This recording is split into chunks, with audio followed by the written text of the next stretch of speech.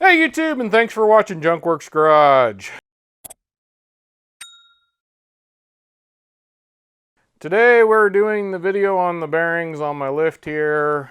You'll have to kind of go back into my Wildfire playlist. It should be probably the last video I did. Look at my most recent videos as well. Might get you there, but I have kind of a story on what's going on with the lift, what happened with the bearings, how they took care of me as far as Wildfire lift is concerned, but that was too long to go ahead and put all this into, so I'm just doing a separate video on just putting these bearings in and a couple of little tips and tricks on how to do that, so hopefully you enjoy this. But before you start doing this, there's a few caveats.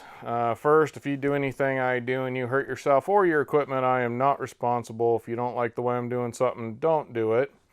Second, I'm already going to talk about this in the video, but I want to iterate this. Go ahead and just undo all 4 cables, not all the way, loosen them up as much as you can. That'll make more sense if you watch the video, if you're not understanding what I'm talking about. Third thing, with Wildfire lift, and it does say this in their material and their stuff that comes with it, that if you choose to do your own work, it's not going to be warranted anymore. So, other caveat on that, if you feel you have the knowledge to do it, call them up and say, hey, I feel I have the knowledge to do this. Would you be okay with me doing it? Be nice to them and courteous to them, and if they feel comfortable with you doing your own work, then they will probably allow you to do your own work, because he was allowing me to do my own work. Also, I'm doing my own work on video, so he has proof if I do something wrong, and he doesn't want a warranty anymore. But other thing on that, they've been awesome. They have awesome customer service. I am super happy with this lift. So don't take I'm doing bearings on this as that, oh my god, it's the worst lift and it's got bearing problems again, because it's a very good lift, it's a very safe lift, and I just want to get that out there. And they're not paying me anything to say this. I am just very happy with the lift I've got.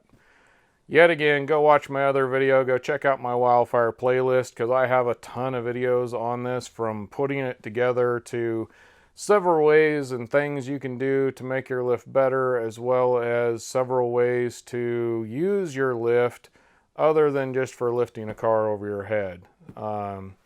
There's some obvious things out there, but there's a lot of things as well that people don't realize they can use a lift for. But let's go ahead and move forward in this video, and we're about to put the bearings in. And as you can see, I'm not positive if it was the bottom one last time or the top one. I'm thinking it was actually the bottom one, which is fine here. But the top one, as you can see, is moving all around. And it should look like this, where there's a space in between here. Now I can reach in here, and with these ones, I can actually... I don't know if you heard that, but that spacer, I can reach in with my finger and I can turn that on here. And I can feel, I did this not even a month ago. And I always take it and I wiggle them up and down, wiggle them up and down. These ones are perfectly fine. A month ago, I did the same thing with these and they felt fine. So this one just decided it was done. And I do question if this is the one I replaced, if maybe during that episode of this one failing, maybe this one took a little more brunt than it wanted to, and it finally failed. But regardless, we have the new pieces now that they sent me, and we're going to go ahead and replace this whole setup with the new pieces. So I am at the same post where the pump is right now. I did unplug this. Just a good practice to unplug it. I put tape over it just to make sure nobody accidentally hits the button or anything like that. Regardless, I have it all the way hooked on the lockouts. So just as if you had a car on here, it is locked out. So now I'm going to take that right there and loosen it as far as I can without taking it completely off.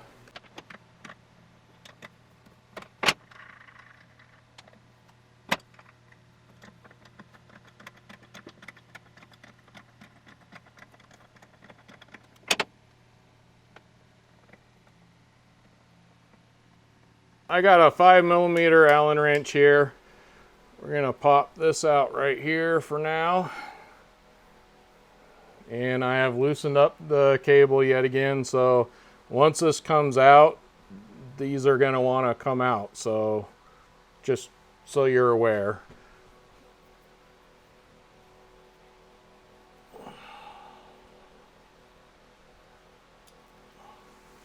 I got a little pry bar here. It's going to take that.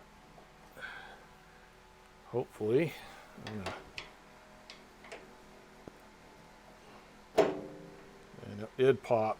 There's a little bit of pressure on these still. I have not brought forward the piston, and I think that might help, or loosen the one on the other top. But last time I was able just to loosen the one, and it put enough on there to be able to get it in and out.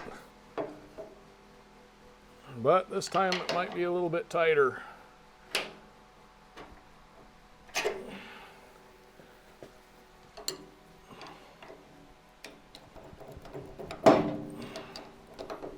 And it also could be the bearings on there a little bit more as well.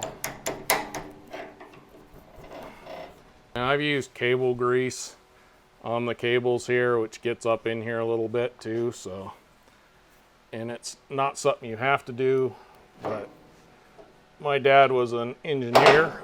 There we go.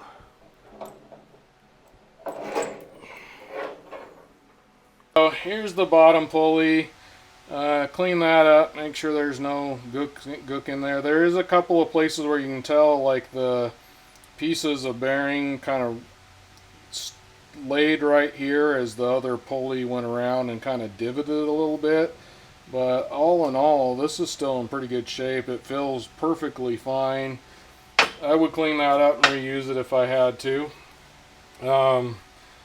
We got this spacer, and I'm not sure if that went, I think that went on the bottom.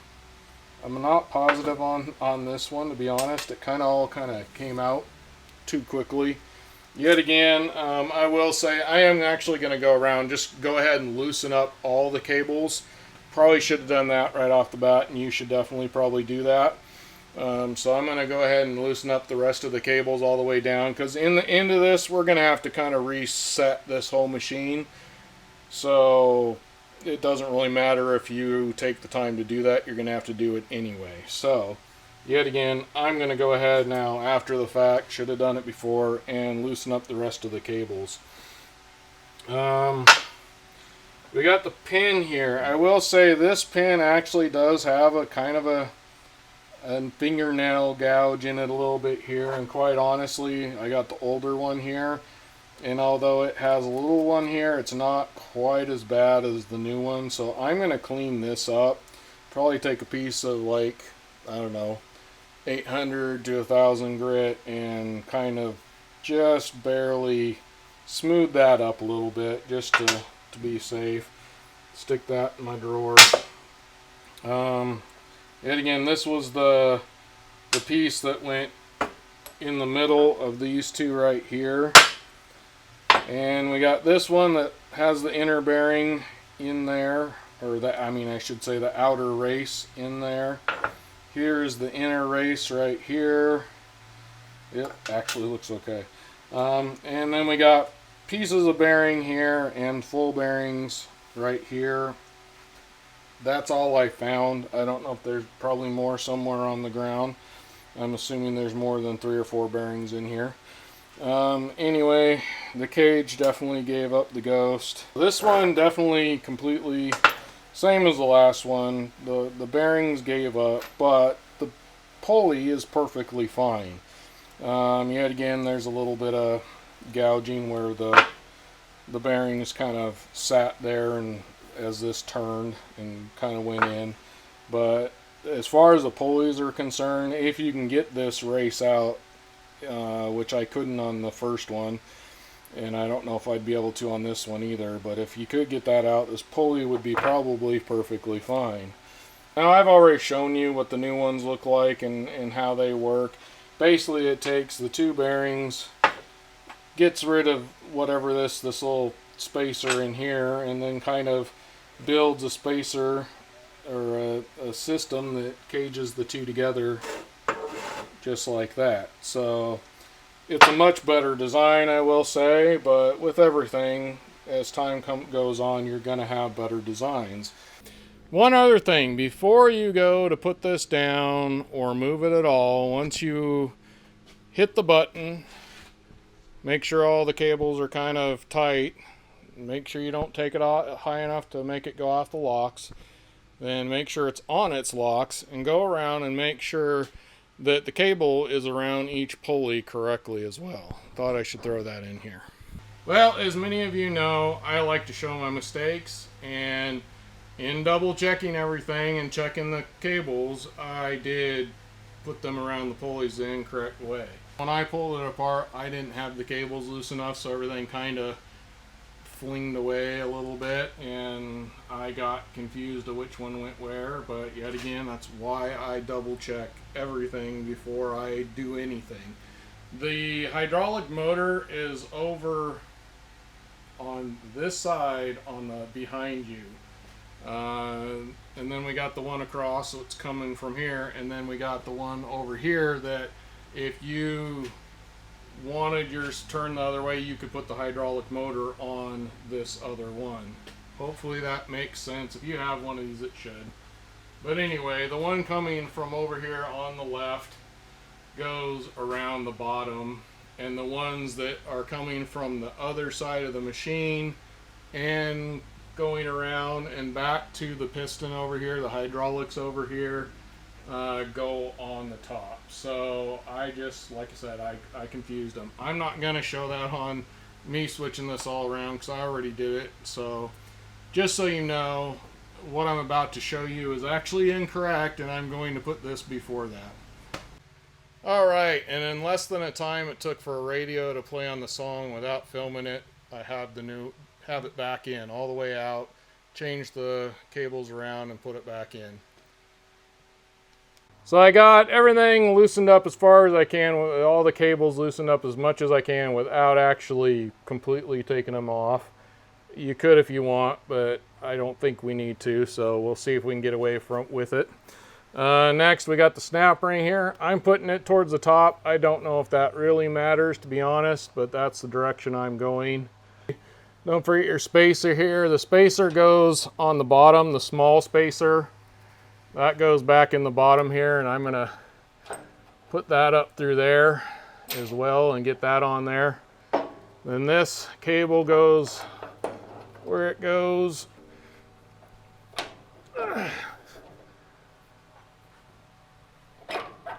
Okay. And that needs to go that way. Now I'm going to go ahead and give this a little bit of a tap. I got it going through